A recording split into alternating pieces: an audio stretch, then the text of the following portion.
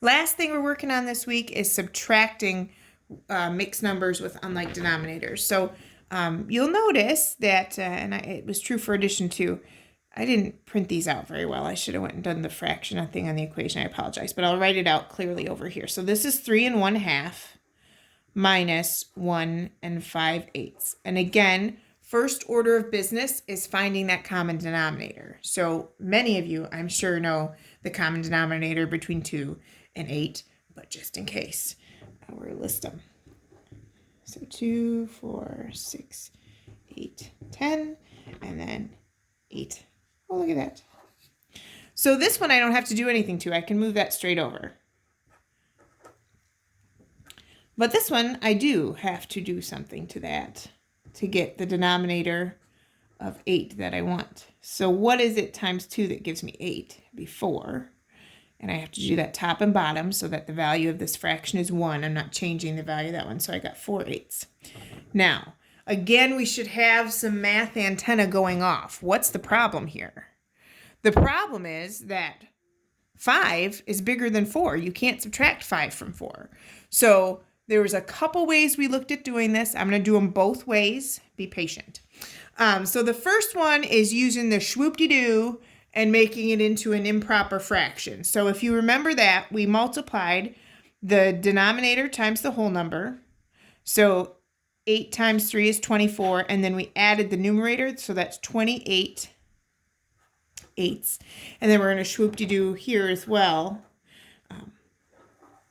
So 8 times 1 is 8, plus 5 is 13 eighths, and then you can subtract those.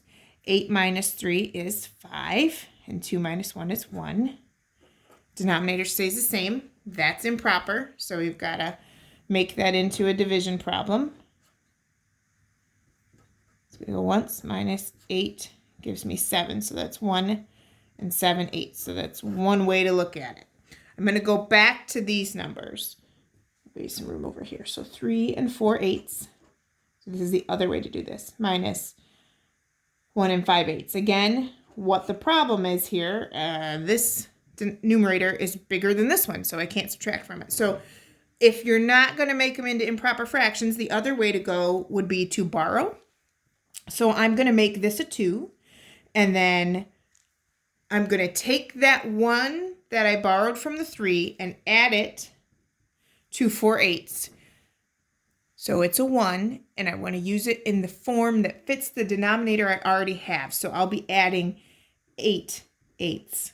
I chose it because it means 1, and it has the denominator I'm already working with. So now, over here, it looks like I've got 2 12/8 minus 1 5/8. Okay, so 12 minus 5 is 7. Leave the denominator the same, and 2 minus 1 is 1. So that's 1 7/8. Either way, you do it. And lastly, this one is one that tripped quite a few up.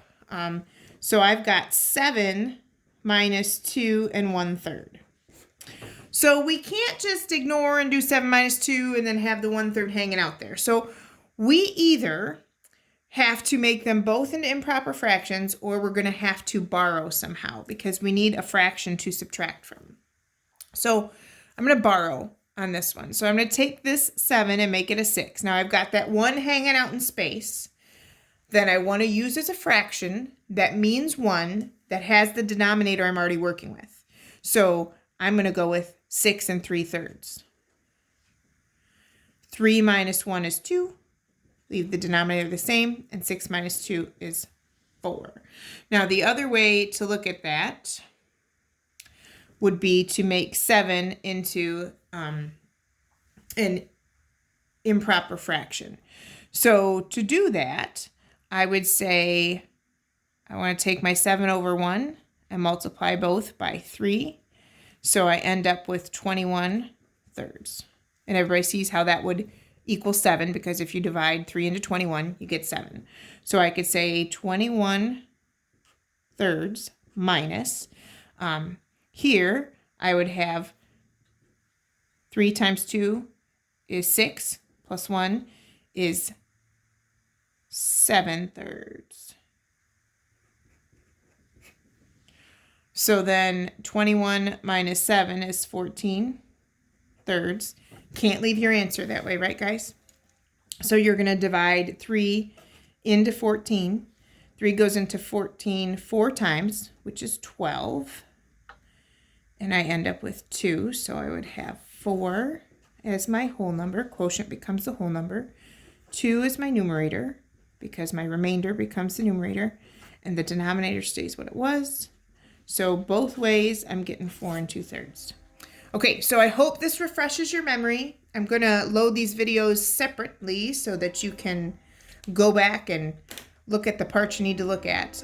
Good luck this week on your work, and please, please, please ask me questions. Kiddos, you can email me. I will answer you. You can ask me a question on Class Dojo. I will answer you. I hope to see you soon at our next Zoom meeting, and take care and go team. Hopefully you said, yay math.